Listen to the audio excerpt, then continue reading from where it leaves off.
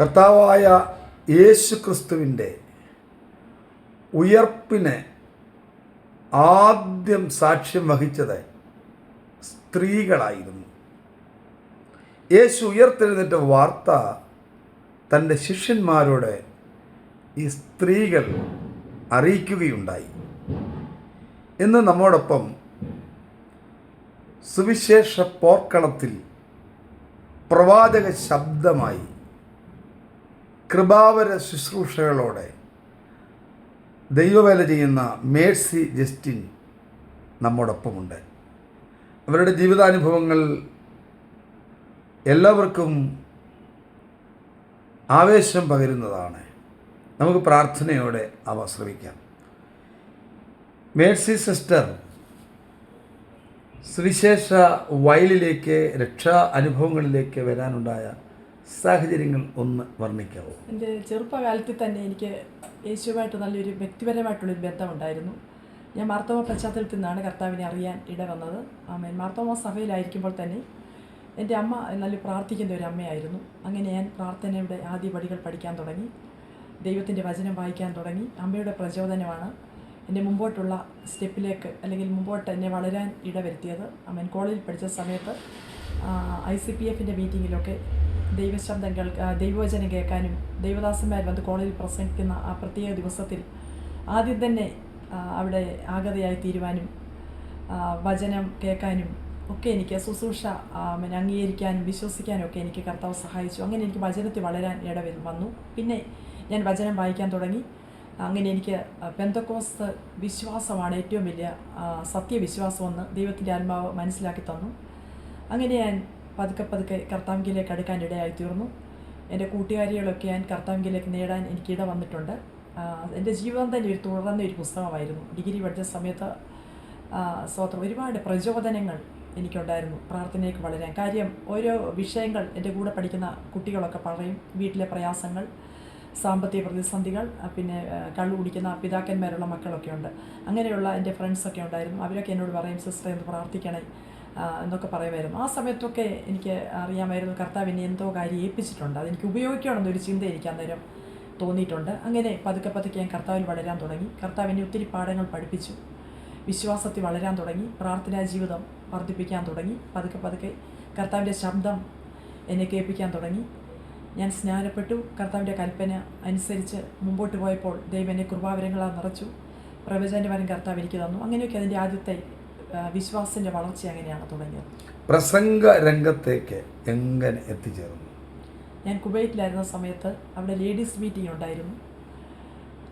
ആദ്യമൊക്കെ എനിക്ക് ദൈവവചനം പറയാനൊന്നും അറിയത്തില്ലായിരുന്നു. വചനം അകത്ത് കിടപ്പുണ്ടെങ്കിലും അതെങ്ങനെ പ്രതിഫലിപ്പിക്കുമെന്നൊരു ഭയം ഉണ്ടായിരുന്നു ആദ്യമൊക്കെ. എന്നാൽ എനിക്കവിടെ അവസരങ്ങൾ ലഭിക്കാൻ തുടങ്ങിയപ്പോൾ ഞാൻ ആദ്യം പേടിച്ചെങ്കിലും പിന്നെ കർത്താവിനെ ധൈര്യപ്പെടുത്തി നിർത്തി.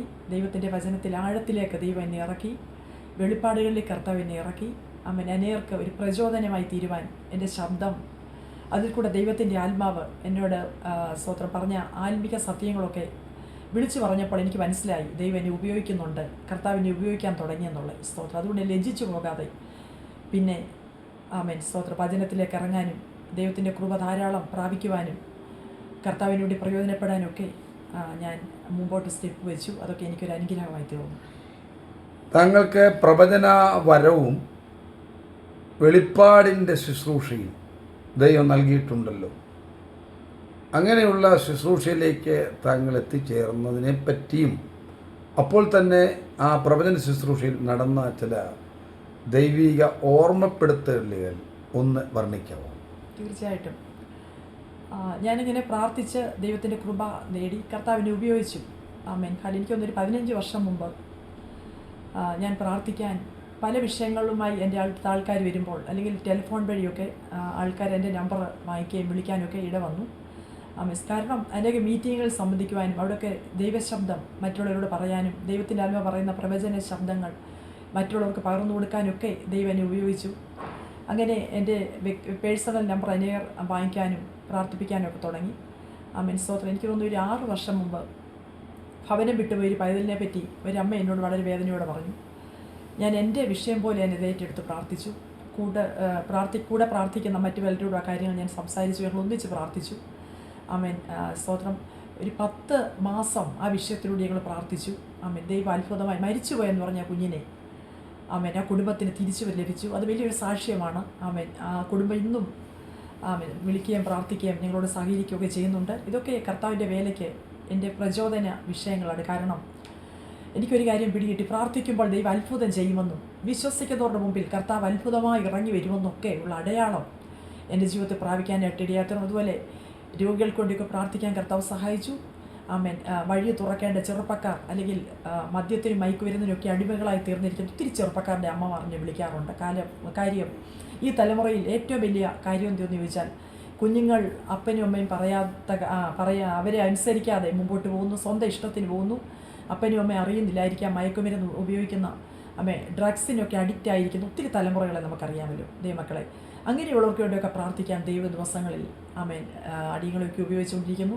പ്രത്യേകിച്ച് അവർക്ക് വേണ്ടിയൊക്കെ പ്രാർത്ഥിച്ചുകൊണ്ടിരിക്കുന്ന സമയങ്ങളാണിത്. ഹല്ലേലൂയ. ഒത്തിരി ഡിപ്രഷൻ ഉള്ള കുട്ടികൾ ഞങ്ങളുടെ സഭയിൽ വരാനും ഞങ്ങളുടെ അടുത്ത് പ്രാർത്ഥിക്കാൻ വരാറൊക്കെ ഉണ്ട്. അവർക്കൊക്കെ വേണ്ടിയുള്ള കൗൺസിലിങ്ങൊക്കെ എങ്ങനെ അവരൊക്കെ ഇടപെടേണ്ടത്, അവരൊക്കെ എങ്ങനെ പ്രാർത്ഥിച്ച് പഴയ അല്ലെങ്കിൽ നോർമൽ അവസ്ഥയിലേക്ക് അവരെ കൊണ്ടുവരാൻ പറ്റും, അങ്ങനെയൊക്കെയുള്ളൊരു തീരുമാനം, ഒരു ചിന്തയൊക്കെ ഈ ദിവസങ്ങൾ ദൈവം തരുന്നുണ്ട് ദൈവമക്കളെ. അതുകൊണ്ട് ഈ ദിവസങ്ങൾ നമ്മൾ പ്രാർത്ഥിച്ചാൽ എല്ലാ കാര്യവും നടക്കുമെന്നുള്ളതാണ്. വിശ്വാസത്തോടെയുള്ള പ്രാർത്ഥന അത് വളരെ ഫലം ചെയ്യും എന്ന് ദൈവവചനം വായിക്കുന്നത് പോലെ ആമേൻ. വീട് വിട്ട മക്കളെ മടക്കി തരാൻ പ്രാർത്ഥന മാത്രം മതി. ഡ്രഗ്സിന് അഡിക്റ്റ് ആവുന്നോ നിങ്ങളുടെ മക്കൾ, തീർച്ചയായിട്ടും പ്രാർത്ഥനയ്ക്ക് എല്ലാം സാധ്യമാകും, സഫലമാകും. അതുകൊണ്ട് നമ്മുടെ ഭാരം എന്താണോ അതെല്ലാം പ്രാർത്ഥനയിൽ കൂടെ കർത്താവ് നമുക്ക് വേണ്ടി ആമേൻ വഴി തുറന്നു തരും. ആമേൻ. സ്തോത്രം. നമ്മൾ പ്രാർത്ഥിക്കുന്ന വിഷയങ്ങൾ കർത്താവ് എല്ലാം നേടിത്തരും. അതാണ് എനിക്ക് പറയാനുള്ളത്. പ്രാർത്ഥനയാൽ സാധിക്കാത്ത കാര്യമില്ലല്ലോ എന്ന് പാടുന്നത് പോലെ സിസ്റ്റർ ഒരു നല്ല ഗായികയാണല്ലോ. നല്ല മനോഹരമായി പാട്ട് എഴുതാനും പാടാനും ഒക്കെ ദൈവം നൽകിയിരിക്കുന്ന കൃപാവരങ്ങളെക്കുറിച്ചൊന്ന് വിവരിക്കാവോ? അപ്പോൾ തന്നെ ഒരു സിസ്റ്റർക്ക് ഏറ്റവും ഹൃദയസ്പർശിയായ ഒരു പാട്ടും പാടാം. തീർച്ചയായിട്ടും ദൈവം എനിക്ക് ചെറിയ കൃപ തന്നിട്ടുണ്ട് പാട്ട് പാടാൻ. ആമേൻ. ഞാനിത് ഉപയോഗിക്കുന്നുണ്ട് പലപ്പോഴും. ആമേൻ. സ്തോത്രം. എൻ്റെ ജീവിതത്തിൽ ഏറ്റവും വലിയ ആഗ്രഹമെന്ന് പറഞ്ഞ് കർത്താവിനെ പ്രസംഗിക്കണം. അതുപോലെ ലഭിച്ചിരിക്കുന്ന സമയങ്ങൾ പാട്ട് പാടണം. കർത്താവ് വരുന്ന ശബ്ദം കർത്താവിനോട് ഏത് തരത്തിലെങ്കിലും പ്രയോജനപ്പെടുത്തി ദൈവനാം മഹത്വപ്പെടണം. അതുമാത്രം എൻ്റെ ചിന്ത. എൻ്റെ ചെറിയൊരു കൃപ ദൈവം തന്നിട്ടുണ്ട്. ആ കൃപയിൽ നിന്നുകൊണ്ട് ഞാൻ ഒരു പാട്ടിൻ്റെ കുറച്ച് ലൈനുകൾ മാത്രം പാടും. നമുക്കറിയാവുന്ന ഒരു പാട്ട് മാത്രമാണ്. വന്ന വഴികൾ ഒന്നോർത്തിടുമ്പോൾ ഇന്നയോളം നടത്തിയ നാദാ, വന്ന വഴികൾ ഒന്നോർത്തിടുമ്പോൾ ഇന്നയോളം നടത്തിയ നാദാ, നന്ദിയല്ല തില്ലൊന്നുമില്ല, എന്നെ കരങ്ങളിൽ വഹിച്ചവനേ, നന്ദിയല്ല തില്ലൊന്നുമില്ല, എന്നെ കരങ്ങളിൽ വഹിച്ചവനേ, ബഹുദൂരം മുമ്പോട്ടു പോകാൻ ബലം നൽകി നീ നടത്തി, തളർന്നോരോ നേരത്തിലെല്ലാം തവ കരങ്ങൾ ആശ്വാസമായി, തളർന്നോരോ നേരത്തിലെല്ലാം തവ കരങ്ങൾ ആശ്വാസമായി, വന്ന വഴികൾ ഒന്നോർത്തിടുമ്പോൾ ഇന്നയോളം നടത്തിയ നാദാ, നന്ദിയല്ല തില്ലൊന്നുമില്ല, എന്നെ കരങ്ങളിൽ വഹിച്ചവനേ, നന്ദിയല്ല തില്ലൊന്നുമില്ല, എന്നെ കരങ്ങളിൽ വഹിച്ചവനേ. ഇങ്ങനെയാണ് മേഴ്സി പ്രസംഗ രംഗത്തേക്ക് ടെലിവിഷൻ പ്രഭാഷകയായി വന്നത്. പവർവിഷനിലും ഹാർവസ്റ്റ് ടി വിയിലും ഒക്കെ പ്രസംഗിക്കുന്നത് ഞാൻ കണ്ടിട്ടുണ്ട്. അതൊക്കെ ഈ തോമസ് കുട്ടി പാസ്റ്റർ തന്നെയാണ് അതിനുള്ള കാരണം എന്ന് പറയുന്നത്. ആമേൻ, സ്തോത്രം. അതിനെല്ലാം അടിസ്ഥാനം ഇട്ട് വന്നത് ആമേൻ ദൈവത്തിൻ്റെ പ്ലാൻ ഉണ്ടായിരുന്നു. എന്നാൽ അതിനൊരു മുഖാന്തരം വേണമല്ലോ തീർച്ചയായിട്ടും ദൈവമക്കളെ. സ്തോത്രം. ദൈവത്തിൻ്റെ ദാസനാണ് TV ചാനലുകളിൽ ദൈവവചനം പറയാനുള്ള പ്രചോദനമായി തീർന്നത്. സ്തോത്രം. ഹല്ലേലൂയ. ആമേൻ. അത് മറക്കാനേ കഴിയത്തില്ല. കാര്യം നമുക്ക് ഏതൊരു കാര്യം ചെയ്യണമെങ്കിൽ ഒരു മാർഗ്ഗദർശി ആവശ്യമാണല്ലോ, അല്ലേ? ഒരു വഴി നമ്മൾ കേട്ടിട്ടുണ്ടല്ലോ, ഒരു ചിത്രം വരയ്ക്കണമെങ്കിൽ ഒരു ഭിത്തി വേണം, അല്ലേ? സ്തോത്രം. ഭിത്തി ഉണ്ടെങ്കിൽ മാത്രമേ ഒരു പടം നമുക്ക് വരയ്ക്കാൻ പറ്റത്തുള്ളൂ. അത് വെറുതെ പടമായി വരത്തില്ലല്ലോ. സ്തോത്രം. എന്ന് പറഞ്ഞതുപോലെ തന്നെ ഒരു മുഖാന്തരം ദൈവം ഞങ്ങൾക്ക് വേണ്ടി ഒരുക്കിയോ. ദൈവദൂതനെ പോലെ തോമസ് കുട്ടി പാസ്റ്റർ ഞങ്ങളുടെ വീട്ടിൽ വരികയും കോണ്ടാക്ട് ചെയ്യുകയും അതൊക്കെ അനവധി അവസരങ്ങൾ ഞങ്ങളുടെ ജീവിതത്തിൽ ലഭിക്കാനും, വിശേഷാൽ ടെലിവിഷനിൽ കർത്താവിൻ്റെ വചനം പറയാൻ വർഷങ്ങൾ 12-13 വർഷത്തോളം കർത്താവിൻ്റെ വേല ആമേൻ TV ചാനലുകൾ മാധ്യമങ്ങൾ വഴി പറയുവാനൊക്കെ കർത്താവ് സഹായിച്ചിട്ടുണ്ട്. ആമേൻ. അതിൻ്റെ ഒരു തുടർമാനം ഇന്നും നടന്നുകൊണ്ടിരിക്കുന്നു. അതിൻ്റെ എല്ലാം പുറകിൽ കർത്താവിൻ്റെ വഴികൾ, അതോടൊപ്പം ദൈവദാസൻ തന്ന എല്ലാ പ്രചോദനങ്ങളാണ്. അത് ഞാൻ നന്ദിപൂർവ്വം ഈ സമയം അത് ഓർക്കുകയാണ്. ആമേൻ, സ്തോത്രം. അത് ഞങ്ങളുടെ ജീവിതത്തിൽ ഏറ്റവും അനുഗ്രഹമായി തീർന്നുകൊണ്ടിരിക്കുന്നു ദൈവമക്കളെ. ടെലിവിഷനിലെ പ്രസംഗങ്ങളിൽ ഒരുപാട് ആളുകൾ സിസ്റ്ററെ വിളിക്കാറുണ്ടല്ലോ. തീർച്ചയായിട്ടും. അപ്പം നടന്ന അത്ഭുതകരമായ വിടുതലുകൾ ഒരെണ്ണം ഒന്ന് സൂചിപ്പിക്കാമോ? ആമേൻ. ദൈവവചനം പറയുമ്പോൾ അത് പലർക്കും ആവശ്യമായിരിക്കുന്ന വചനത്തിൽ കൂടാണ് ദൈവം എന്നതിലൊക്കെ നടത്തിക്കൊണ്ടിരുന്നത്. സ്തോത്രം. ഞാൻ പ്രിപ്പയർ ചെയ്തല്ലായിരിക്കും പലപ്പോഴും പോകുന്നത്. കാര്യം എന്താണെന്ന് ചോദിച്ചാൽ നമ്മൾ പ്രിപ്പയർ ചെയ്ത മെസ്സേജുകൾ പലപ്പോഴും ആമേൻ, സ്തോത്രം, എന്ന് പറഞ്ഞാൽ നമ്മുടെ ബുദ്ധിപൂർവ്വം ഒക്കെ സ്തോത്രം അതൊക്കെ പരിശുദ്ധാത്മാവിനെ മാറ്റിമറിക്കും. അതിന് തീർച്ചയായിട്ടും പരിശുദ്ധാത്മാവ് മാറ്റിമറിക്കും. ദൈവാത്മാവ് നമ്മളെ വേറെ വഴിയിലേക്കുണ്ട്. അത് പലർക്കും അതിനുവേണ്ടിയായിരിക്കാം പലരും ആ സമയത്ത് വെയിറ്റ് ചെയ്തിരുന്നതും. ആ ഒരു വചനം ദൈവത്തിൻ്റെ ആത്മാവ് എന്നിൽ കൂടെ പറയുമ്പോൾ അത് അനേകർക്ക് ഒരു വിടുതലിനും അത്ഭുതങ്ങൾക്കും സൗഖ്യത്തിനും അത് മാത്രമല്ല ഒരു സമാധാനമില്ലാത്ത എത്രയോ സഹോദരിമാർ നമുക്കറിയാമല്ലോ.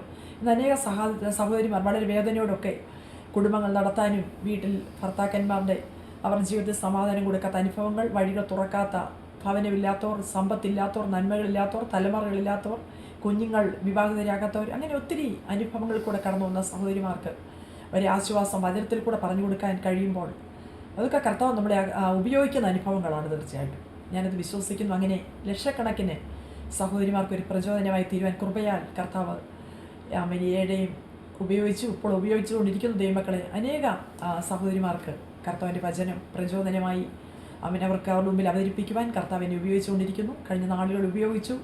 മേലാലും കർത്താവ് ശക്തീകരിക്കുമെന്ന് എനിക്കറിയാം. തീർച്ചയായിട്ടും അതൊരു അനുഗ്രഹം തന്നെയാണ്. അങ്ങയുടെ ജീവിത പങ്കാളി വാസ്തവത്തിൽ ഒരാവേശമാണ്. രാവും പകലും എല്ലാ വർഷവും 40 ദിവസവും ഉപവാസം ഇരുന്ന് വെള്ളം പോലും കുടിക്കാതെ ഉപവസിച്ചും പ്രാർത്ഥിച്ചും അത്ഭുതകരമായ കൃപാവരക ശുശ്രൂഷയിലൂടെ ദൈവവേല ചെയ്യുന്നു. ആ കുടുംബത്തെക്കുറിച്ചൊന്ന് പരിചയപ്പെടുത്തുക. തീർച്ചയായിട്ടും എൻ്റെ കുടുംബമാണ് എൻ്റെ ജീവിതത്തിലെല്ലാം എന്ന് പറയുന്നത്, കർത്താവ് കഴിഞ്ഞാൽ പിന്നെ. കാര്യം എൻ്റെ ഭർത്താവിനെ സംബന്ധിച്ച ഒരു ദൈവദാസൻ പാസ്റ്റർ ജസ്റ്റിൻ ജോസഫ് ഒരു ദൈവമനുഷ്യനാണ്. തീർച്ചയായിട്ടും ആമേൻ, ഹല്ലേലൂയ. പാസ്റ്റർ പറഞ്ഞ പോലെ 15 വർഷമായി എല്ലാ വർഷവും 40 ദിവസം ഫുൾ ഫാസ്റ്റിംഗ് ആയി. എന്ന് പറഞ്ഞാൽ ഒരാഹാരവും കഴിക്കാതെ ആമേൻ 40 ദിവസം കംപ്ലീറ്റ്. ആമേൻ. ദൈവദാസൻ പറയുന്നത് നമ്മൾ ഫാസ്റ്റിംഗ് 40 ദിവസം ആഹാരം കഴിച്ചിട്ടൊക്കെ എടുക്കുന്നവരുണ്ട്. ഓരോരുത്തരുടെ ശാരീരിക അവസ്ഥകൾ അങ്ങനെ ആയിരിക്കുമല്ലോ.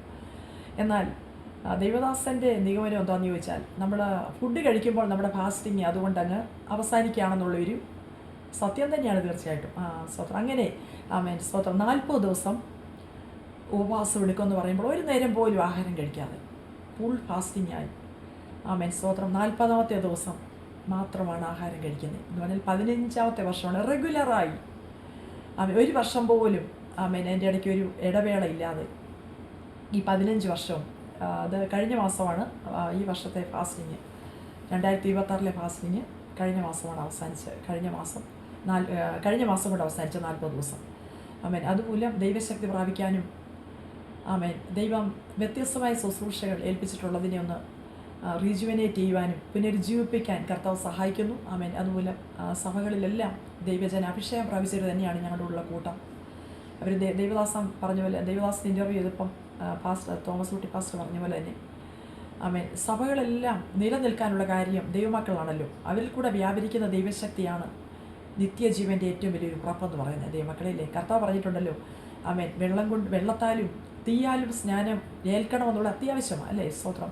അതിൻ്റെ തീ കൊണ്ടുള്ള സ്നാനം അതിൽ അല്ലേ, ഞാനൊരു IPC ചർച്ചയിൽ നിന്ന് വന്നൊരു വിശ്വാസിയാണ്. അക്കാലത്തൊന്നും എനിക്ക് സ്നാനപ്പെട്ടിട്ടുണ്ടെന്നാൽ അഭിഷേകം ഉണ്ടെന്നാൽ തീയുടെ അഭിഷേകം അറിയത്തില്ലായിരുന്നു. എന്നാൽ ഞങ്ങൾ ശുശ്രൂഷ തുടങ്ങിയതിന് ശേഷമാണ് കർത്താവ് ഇത് സത്യമാണല്ലോ, അത് നമ്മൾ അനുഭവിക്കുമ്പോഴാണല്ലോ, പഞ്ചസാര തന്നെ നമ്മൾ ടേസ്റ്റ് ചെയ്യുമ്പോഴാണല്ലോ നമുക്കറിയാവുന്നത് മധുരമാണെന്നുള്ളത് എന്ന് പറഞ്ഞതുപോലെ അഗ്നി അഭിഷേകം നമ്മൾ പ്രാപിക്കുമ്പോഴാണ് നമ്മൾ അറിയുന്ന ദൈവശക്തിയെ പറ്റി, പവറിനെ പറ്റി അല്ലേ.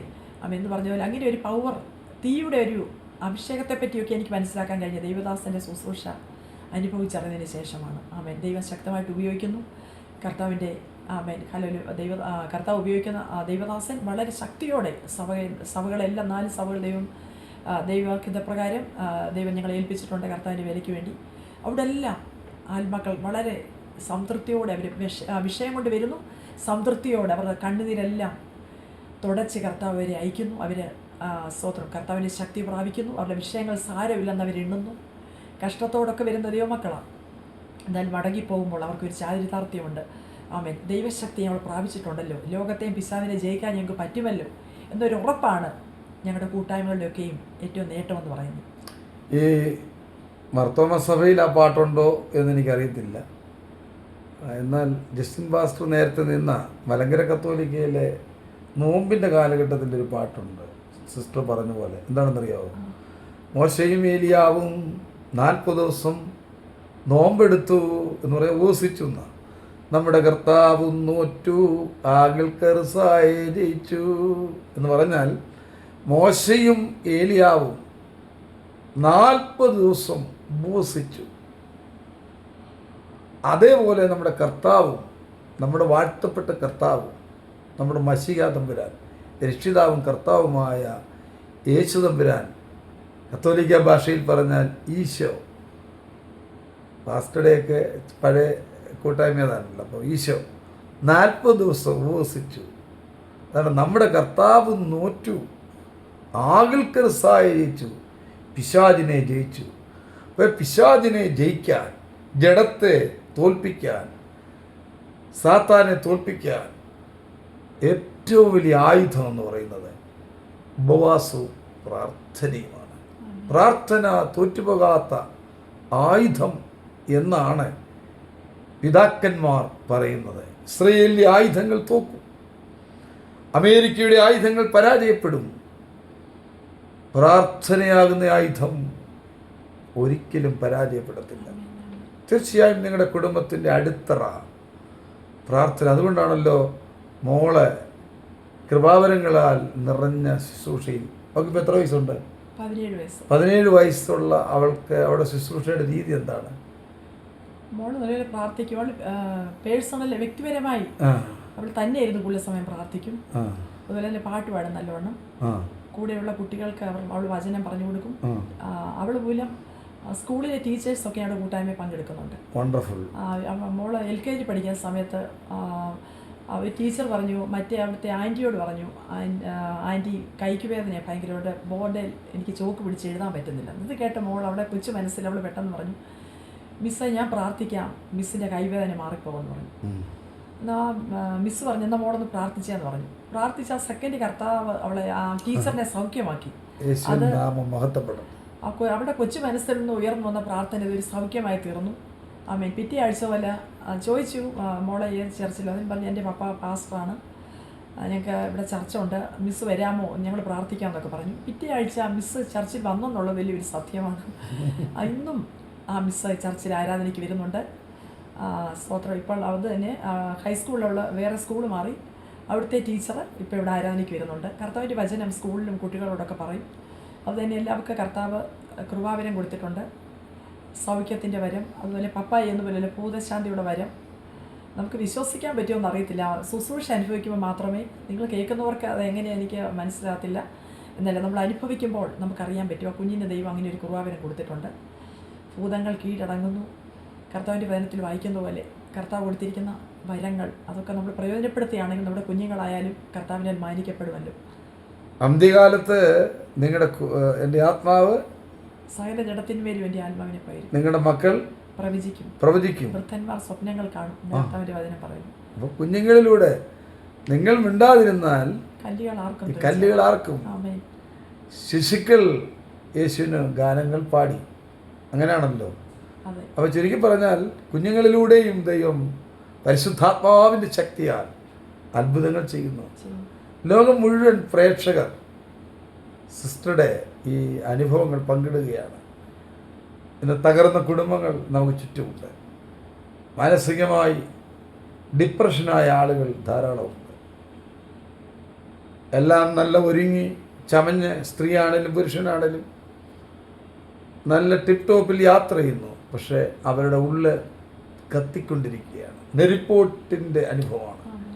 അങ്ങനെയുള്ള ഈ സമൂഹത്തിൽ പ്രേക്ഷകരോട് എന്ത് സന്ദേശമാണ് സിസ്റ്റർക്ക് കൈമാറാനുള്ളത്? എനിക്കൊരു മോനുമുണ്ട്, മോളും ഒരു മോനും ഉള്ളത്. അന്നേരം മോനിപ്പം 3ാം ക്ലാസ്സിൽ പഠിക്കുന്നു. അവനും കർത്താവിൻ്റെ വേല ചെയ്യാനായിട്ട് ഞങ്ങൾ 2 കുഞ്ഞുങ്ങളും കർത്താവിൻ്റെ വേല ചെയ്യാനായിട്ടാണ് ഞങ്ങൾ ആഗ്രഹിക്കുന്നത്. മോന് ചർച്ച് കീബോർഡ് വായിക്കുന്ന അവനാണ്. അവൻ 2ാം ക്ലാസ് മുതൽ ദൈവം അങ്ങനെ ഒരു കൃപാവരം അവന് കൊടുത്തിട്ടുണ്ട്. ഒരു ടീച്ചർ ഒന്ന് പഠിപ്പിക്കുമായിരുന്നു. അതുകൊണ്ട് അവർ നല്ലോണം പഠിക്കാനും കർത്താവ് കൊടുത്തിരിക്കുന്ന കൃപയുണ്ട്. തീർച്ചയായിട്ടും നല്ലോണം കീബോർഡ് വായിക്കും. അത്ഭുതം കുറുമാർ ദൈവം അങ്ങനെ ഒരു കൃപ കൊടുത്ത് കുഞ്ഞിനെ അങ്ങനെ ഒരു പൊസിഷൻ ദൈവം കൊണ്ട് നിർത്തിയിരിക്കുകയാണ്. 2 കുഞ്ഞുങ്ങളും കർത്താവിൻ്റെ വേല ചെയ്യണം എന്നുള്ള ഞങ്ങളുടെ ആഗ്രഹമുണ്ട്. വരാനുള്ള തലമുറകൾ. ആമേൻ.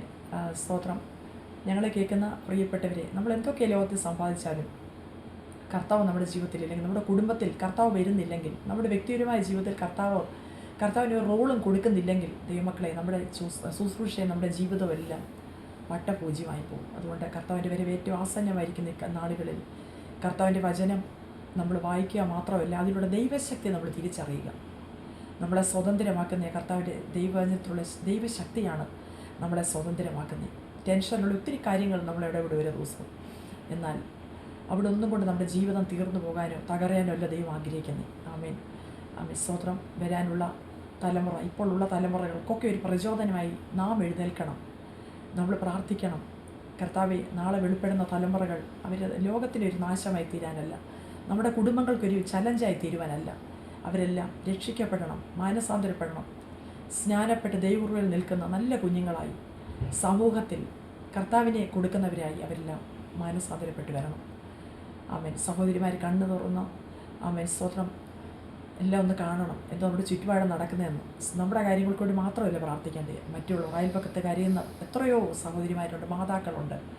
അവരുടെയൊക്കെ കണ്ണൊഴുകുമ്പോൾ കണ്ണ് നിറയുമ്പോൾ നമ്മൾ സുഖേന ജീവിക്കുകയാണെങ്കിൽ ദൈവമക്കളെ നമുക്ക് വലിയ വില കൊടുക്കേണ്ടി വരും.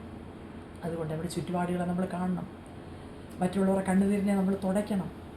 നമുക്ക് പ്രാർത്ഥിക്കണം. കർത്താവേ, കുടുംബങ്ങൾ നഷ്ടപ്പെട്ടു പോകരുതേ, വ്യക്തികൾ നശിച്ചു പോകരുതേ എന്നൊക്കെയുള്ള ചിന്ത നമ്മളെ അലട്ടണം. ഈ ദിവസങ്ങളിൽ അനേകം രക്ഷിക്കപ്പെടാൻ ലോകത്തിലുണ്ട്, മാനസാന്തരപ്പെടാനുണ്ട്. അതുകൊണ്ട് നമുക്ക് അങ്ങനെയുള്ളവർക്കൊരു പ്രചോദനമാകാം. പ്രാർത്ഥനയിൽ നമുക്ക് വളരാം. ദൈവമക്കളെ, ദൈവം നമ്മളെല്ലാവരെയും സഹായിക്കുമാറാകട്ടെ.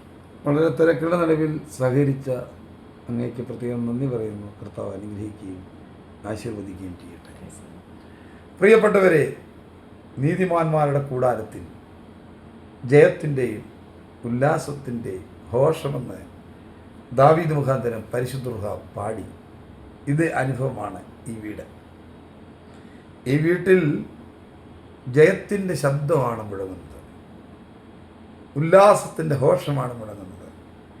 ഇവിടെ വരുന്ന ആളുകളെല്ലാം പരാജിതരായി വരുമ്പോൾ, ഇവിടുത്തെ കൂട്ടായ്മയിൽ വരുന്ന ആളുകളെല്ലാം വിവിധ രംഗങ്ങളിൽ പരാജിതരായി വരുമ്പോൾ അവർ യേശുവിൻ്റെ വചനം കേട്ട് അവർ ജയാളികളായി മാറുകയാണ്. അതാണ് ജയത്തിൻ്റെയും ഉല്ലാസത്തിൻ്റെയും ഘോഷം. തകർന്ന് തരിപ്പണമായ കുടുംബങ്ങൾ ഉല്ലാസത്തോടും ആനന്ദത്തോടും ഇവിടെ വന്ന് സന്തോഷത്തോടെ കടന്നു പോകുന്നു.